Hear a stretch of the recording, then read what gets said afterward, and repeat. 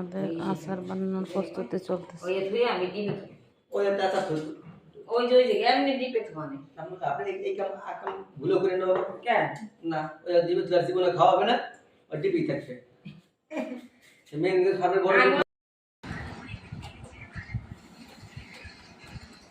আমের মোরব্বা তৈরি হচ্ছে।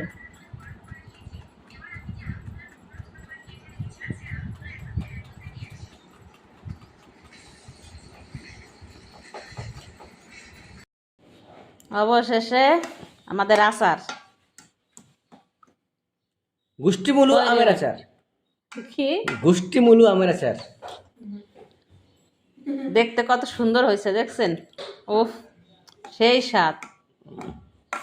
আমাদের আমের টক মিষ্টি আচার, যেটাকে স্পাইসি আচার বলা হয়।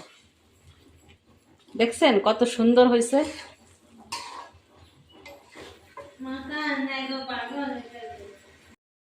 আমের মোরব্বা আজকে সারাদিনে 3 আইটেমের আচার করলাম আমরা, অনেক কষ্ট করে, কিন্তু কষ্টটা সার্থক হয়েছে। সবই অনেক টেস্টি হয়েছে।